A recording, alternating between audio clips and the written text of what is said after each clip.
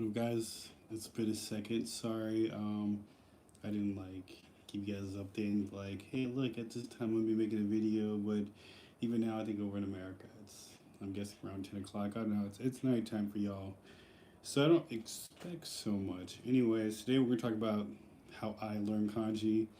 I'm not saying like there's some definitive method of learning kanji, but from one of my friends' point of view, his name is Itai, and in Japanese, Itai means like it hurts. So you know how we go, ouch. So when you get cut in Japan, they're like, oh, Itai. So that's their word for ouch. So my friend Itai, who came to Japan, studied hard, and he actually graduated from a Japanese, university. He pretty much said there was no easy way around kanji, and just in the picture I showed you the book. This is like the basic kanji you need just to survive here. It's about 2,136, and that's just to read a newspaper. Yeah, I'm not saying kanji is the most important thing, but if you want to be literate or if you want to progress in your school or job, I don't know, whatever your goals are, you have to continuously learn Japanese. Unless you're like a supermodel, then maybe you don't.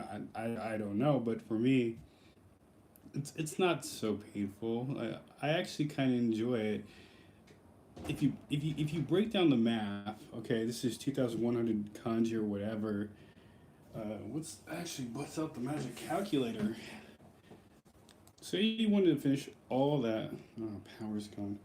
Let's just do it by hand. The old school way. He wanted to complete all this kanji in, I don't know, 1 year, 365 days. All right, well, so let's divide that. Hmm,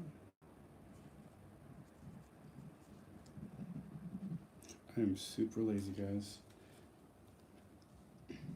I guess I'll do it. It's so used to just pushing the magic calculator buttons and just doing it, whatever.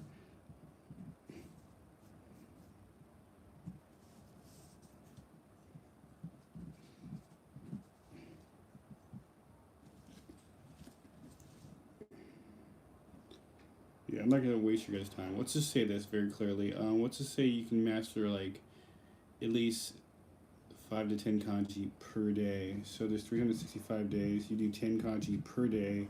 That's 3,000. What, 50 kanji you already mastered. That's way beyond what you need, and you'd be perfectly capable to read or understand on a very high level, and you should be able to get most jobs. I'm not saying you'll be able to get like the highest job. You gotta keep in mind you're competing against people who are born and this is their natural language. So of course, if you keep going, you excel, like take business classes and stuff like that, you can move to higher ranking levels.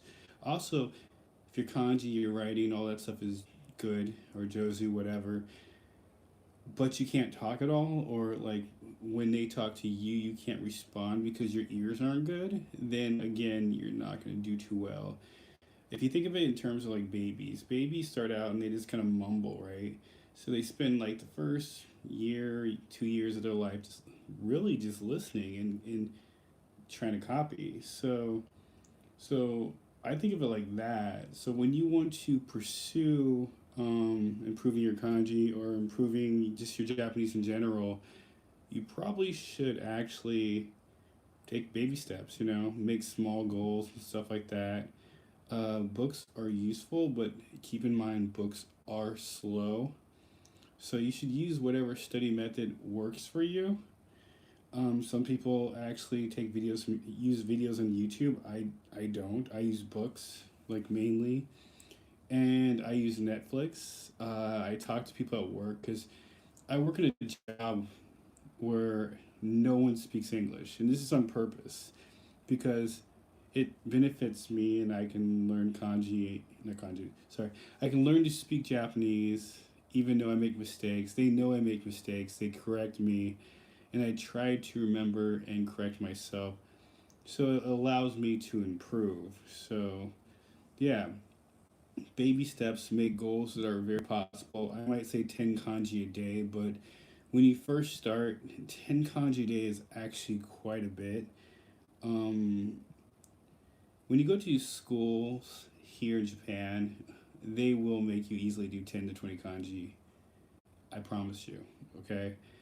After I went to school in Japan for a bit, and then I went back to America. Like America was super easy. Like there are like 20 math problems. I'm like only 20. Thank God, I'll be done in 10 minutes. Right? In Japan, it's different. They're like do this whole chapter, learn 20 kanji, and learn 50 new words. I was just like, and that's all in one day. I was just like, seriously? So I did that for months on end.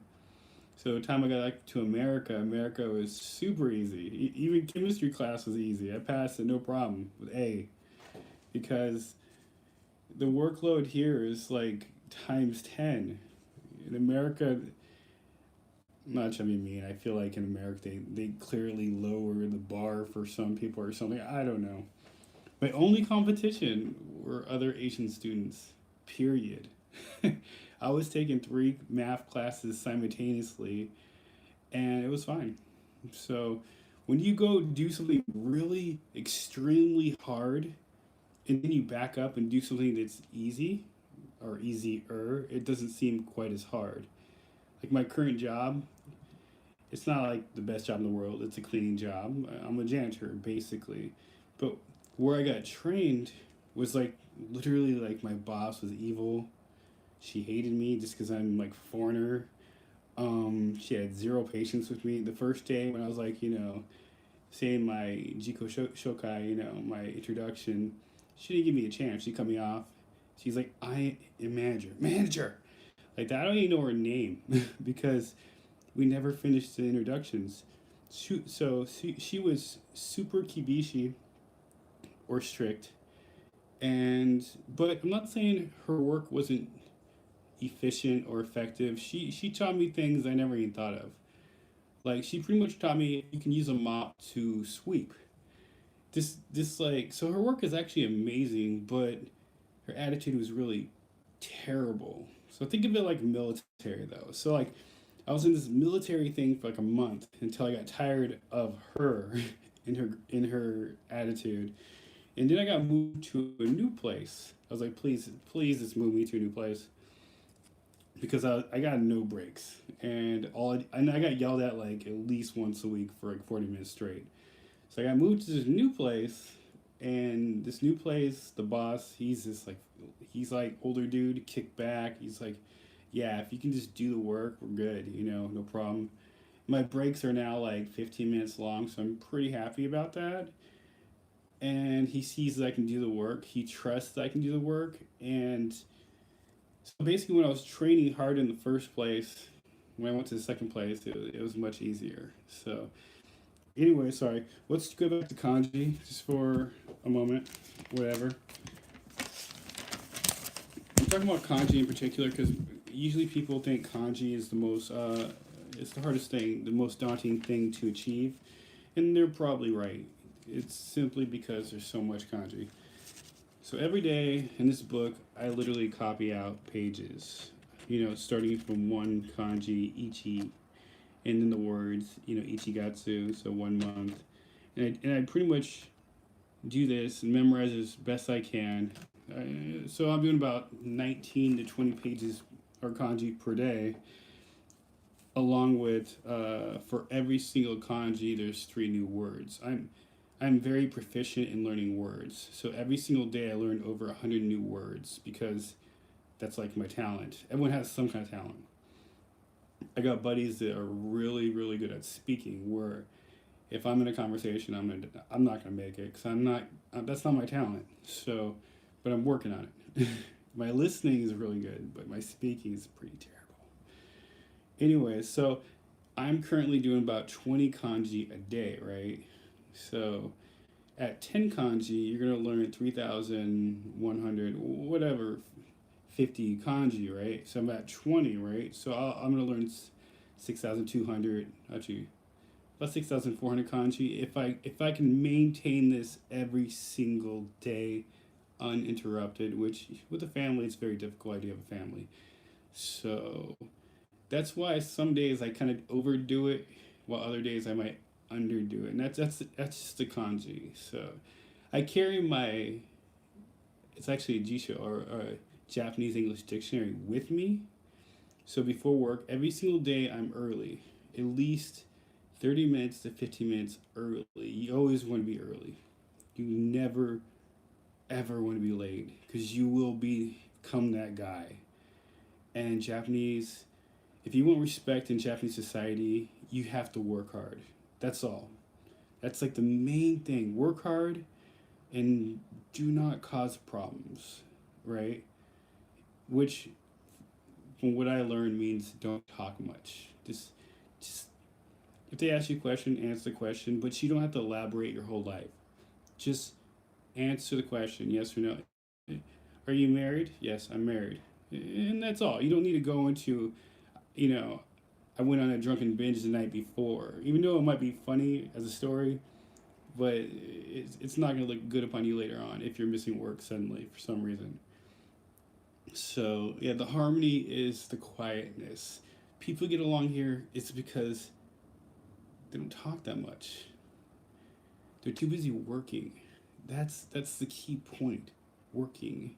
If you're a nerdy anime fan, you'll truly understand this when you see like Dragon Ball Z. Goku might not be the best father or even provider or husband, but in the end of the day, what he's good at is saving the earth and fighting. And all he does is work at that. He works at that one good thing. So know what you're good at, focus on it, and work at that. Work is the key point to gaining some sort of respect here. And it might be the key point for the whole world. I really don't know, but I know that for sure here, definitely. Because there was one dude I work with, at first he didn't like me because I don't work in the fashion he wanted me to work, which to some degree I find ridiculous, of course. But I was like, okay, what do you want me to do? Because I'm going to, I work in this building, it's four stories. And every single day I have to clean different floors. But he was just like, you have to start from floor 4 and move downwards every day, no matter what. Where the manager who I'm working for like closely, he just wants me to take care of the main floors. Like, so if I need to clean floor 2 that day, that's the main floor, he wants me to focus just on that. He doesn't want me to start on floor. Where my other manager, he wants me to start on floor. So I gotta balance these things out. So my coworkers like, we gotta start on floor, and I was just like, I'm not gonna do that.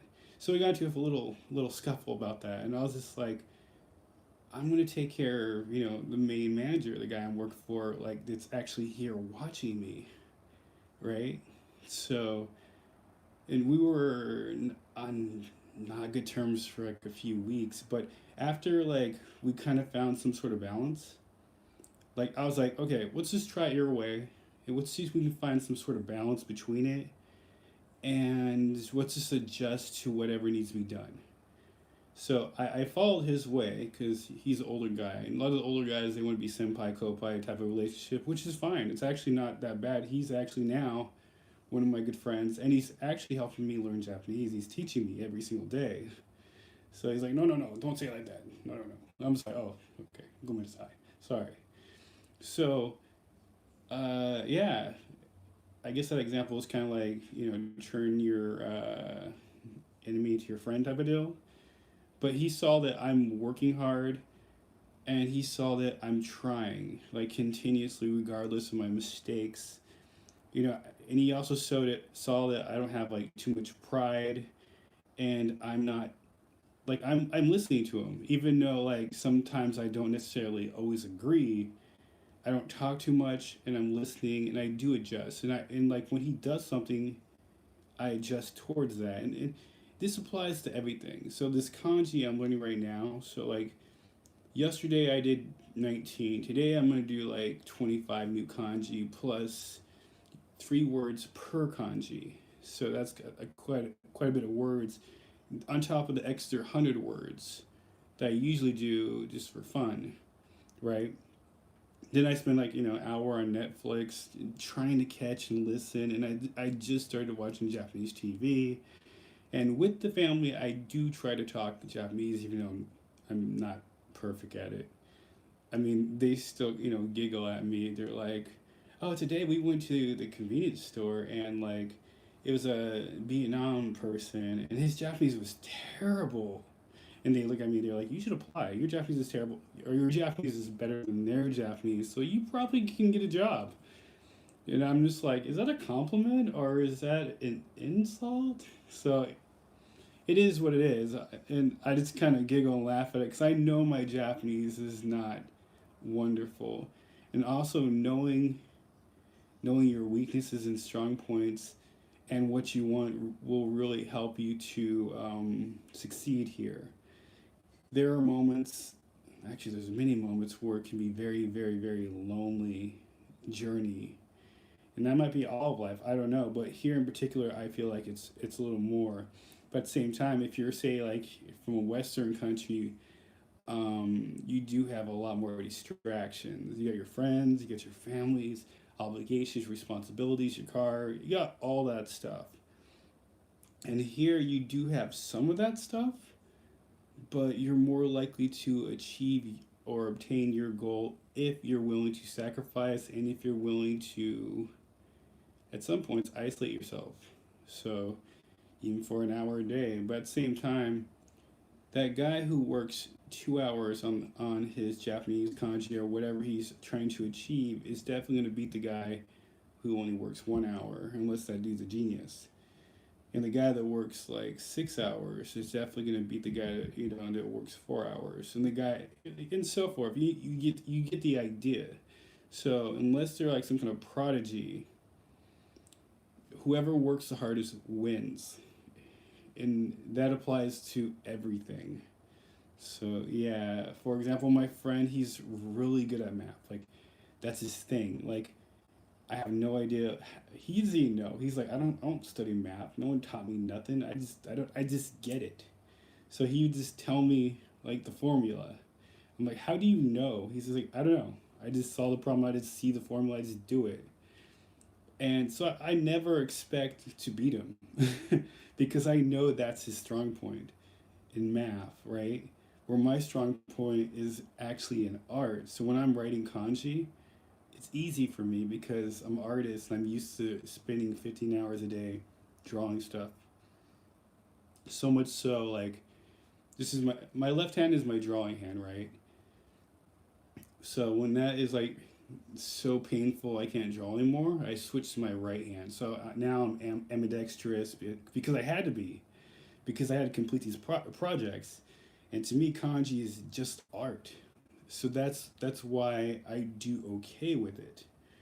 So yeah. Anyways, I would kind of concluded and know your strong points. Kanji is doable if you can just keep going. The winner is never give up. It's very simple. Don't ever give up. So yeah, just keep going forward.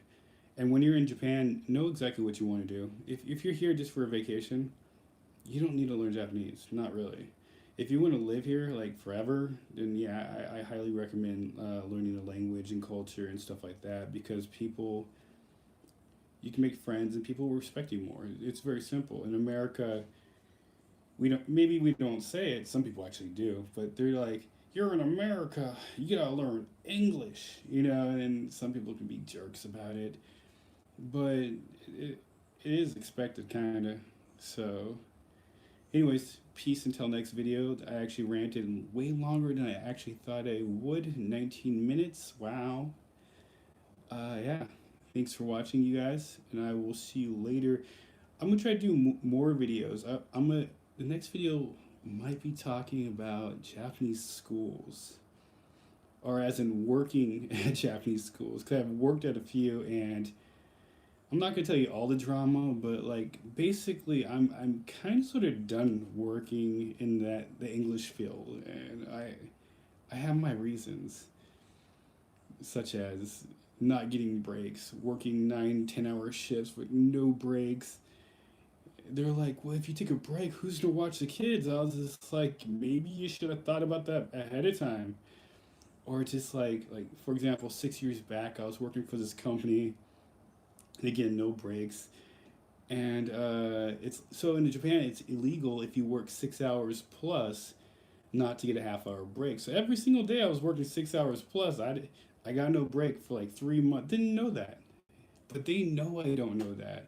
This is exactly why they want to pull new, fresh college graduates because they're young, they're energetic, they have time, and they don't know crap about the Japanese laws. So people that are older, like me, that's been in Japan for about 10 years now, and I know the laws, they want to skip over me because they know that I know that maybe they call it a black company when these companies just try to exploit you and keep working you until you die. So yeah, that's exactly why they really emphasize on younger people getting out of college because they just don't know what is the law, so they're gonna work you to death on purpose. All right, peace. I'm not saying every company. There are good companies. When you find a good company, stick with it. The job I have now, they're great. I love my I don't love, but my top the top guy, Chacho, whatever, CEO dude, he's a cool guy. And he's very understanding for most part. When he gets mad, which is very rarely, I listen because he don't get mad that much. So I know it's really important. And I've worked at many places on low levels at Japanese places where people get mad at everything. Every single mistake you can think of. And he's very patient. So that's hard to find. So when you find a good company to work at in Japan or actually anywhere in life, stick with it until you can find another good company.